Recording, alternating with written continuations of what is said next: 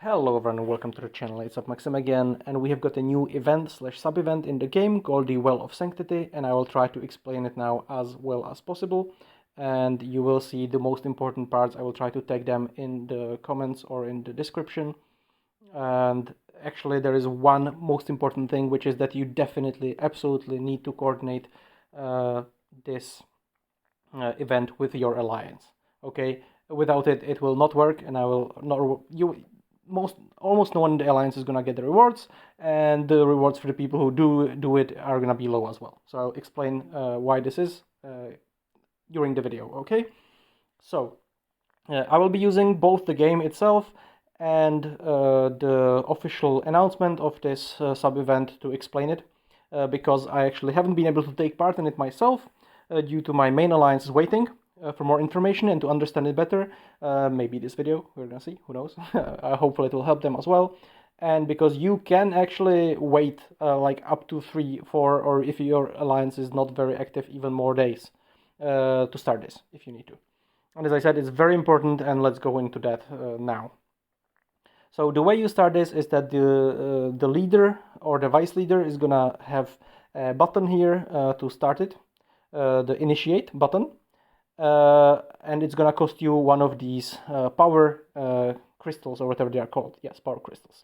However, to get these power crystals, you have to, you get one for free in the beginning, and then you need to get 1,500 points in these conquest rally tasks. These conquest rally tasks are giving 5 points each, which means that every player is gonna give 10 points each every day that they are gonna fill them, like do them, which the first one is daily check-in, second one is donate to Alliance Tech, at least today. They might be changing every day, who knows. That means that you need 150 people slash days to get another crystal. So if you have 150 active players, you're gonna get one a day. If you have 50 active players, you're gonna get one every 3 days. You can store up to 3 of these, and then, for instance, do it on, like, one specific evening if your alliance wants to do that. However, if you do get to 3, all the points are gonna be wasted up after that. They will not be filling another bar towards the 4th one. So keep that in mind.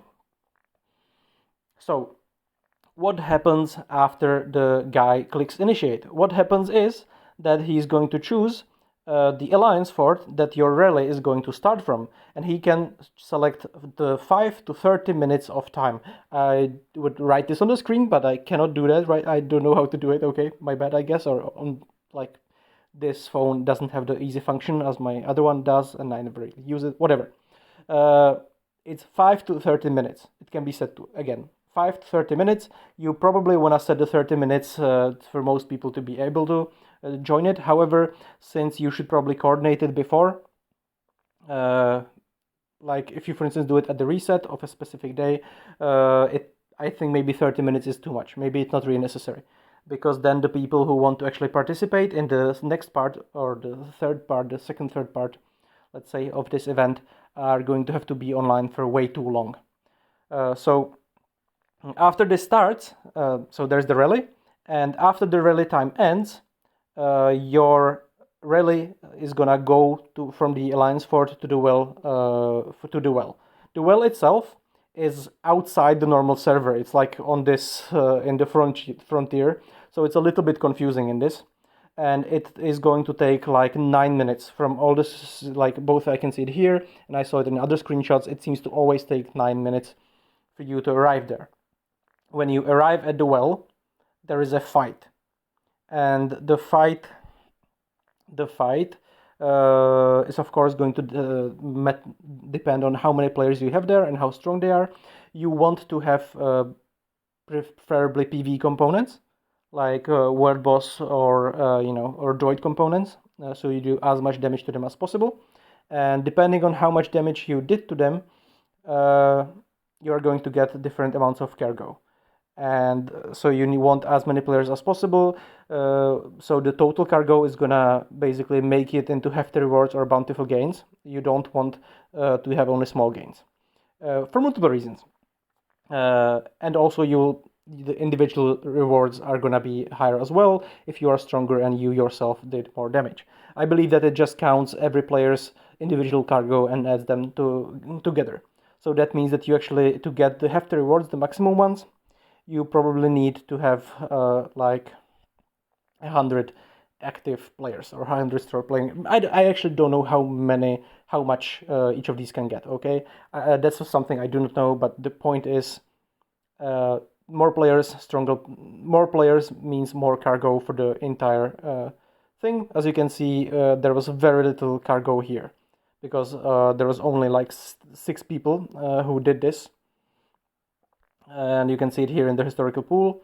And yeah, there was only 6 people participating because no one knew about it, that it's just gonna be started like that at 6:50 a.m. Anyway, and actually the wording, the notification from the game came too late. I don't know why. There's gonna be the fight, which, as I said, is gonna decide how much initial cargo you are gonna be carrying back, and after that fight, the warden, maybe a misspelling, who knows, the hovercraft is going to start going back. It goes back to like, it looks to be a random ruin. I checked the endpoint coordinates in from both this server and the other server, or the other screenshots that I had, and it goes towards ruins. You cannot select which ruins it is going to go to. So it can actually take different amounts of time. I'm gonna show you. No, this is not what I want. What I want is this. And you can actually see this is how the barriers look while it's going. Basically, imagine that it is similar to the supply contest, except that you cannot get intercepted by players, but you get intercepted by random enemies randomly. And you can see here that in this one it took them around 40 minutes, and there was another screenshot where it took much less, I believe. You can see here that it took them only like 10 minutes, actually 15 minutes here from Garuda, because it chose a different ruin which was much closer to them. And possibly but yeah, they weren't even really like defending it, as you can see. But you can see that they lost multiple like times the cargo. So actually, that's one more thing to take into mind. What can happen? There is gonna be the intercepts, and there's gonna be the hover barriers as well. And the hover barriers, you actually need to go and you need to attack them. One second. You need to go and you need to attack the hover barriers and to remove them. Otherwise, they're gonna take some percentage off. And you can also garrison. You have to garrison the thing again, and you garrison them to protect them from the roadblockers. The roadblockers are the intercepts. That's the intercepts, and you want to use normal PvP components for that, because you need normal PvP components for that, for the defense of the hovercraft. And there's actually something I realized right now. Because the rewards are like like, how to say it, because the rewards are pooled into 3 different pools for 3 different levels, the 100, 50, and 1. It means that if you are actually already under 50, if you are under 50,000, you do not actually need to defend the hovercraft. Not really, because even if you lose some percentage of the things, it's still going to be between 50 and 1. So you mainly need to defend it if you are over 50 or if you're over 100,000. Then you definitely need to defend it and to remove the hover barriers, which means that you will need like maybe two marches to do that for each player, if possible. And let's go and take a look at the rewards. You're going to get these rewards by mail. These rewards come by mail, and I hate that I have to switch like this every single time. They are gonna go by mail. You can see it here, and I actually believe that you can get these rewards, the Crystal Runner Rally rewards, even if you join after the rally. Even if you miss the actual rally and only defend the hovercraft, you should probably be able to get these. However, the second part of the events is this one, the gifts from the Well of Sanctity, and I believe you cannot actually get these if you missed the initial rally, basically. And as you saw, you are going to get a random reward from that pool. You saw it here. There is the 6 participants, and I cannot draw it because I missed the rally, and they got random things. So you can actually see it here. The info is here.